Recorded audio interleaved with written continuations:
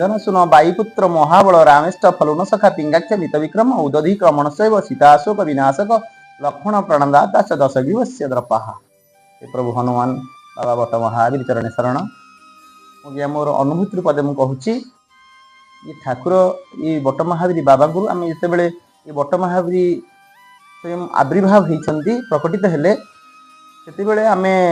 पूर्व आम आसिक से गोटे ठाकुर पाखे कुस्ती कसरत ये सब कथा करूँ ये दिन जीवाते बाबाजी माने बाबाजी होती किए सीना प्रफुल्ल पाणी से ठाकुर आराधना ये सब कथा करने भितर मत किसी दिन जावापर ठाकुर सेवार से नियोजित कले ठाकुर सेवार नियोजित करने भितर मुझे ब्रह्म मुहूर्त से मत कही था ये ठाकुर हनुमान जी माने रात्रि जाक सदा से उजागर रहती तेणु ब्रह्म मुहूर्त सेवाटा सरिबा दरकार मुझे ब्रह्म मुहूर्त सेवा सारी 9टा सकाळ 9टा भितर से ठाकुर काम सारी मोर स्कूल को 10टा समय जाए 10टा समय जावा भितर हठात मत आसक्ति लगी मुझे चेयर पर बसी मत आसक्ति लगी से समय 3टा कला आंगुठी मो पछपटू मो मुंड को माने आघात उठी जा कहते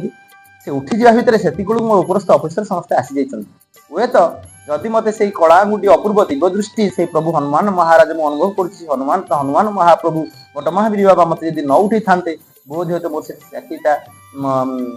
चली जाइथा तेणु मुझे मत हनुमान जाग्रत माने जाग्रत कर ये गोटे कथा द्वितीय कथा रही कौन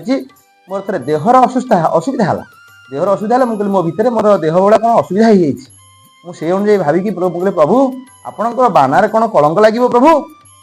आपणकर सेवा करुँच जदि कौन भूल त्रुटि रही जाऊँगी कि कौन हो हनुमान महाप्रभुकर किसी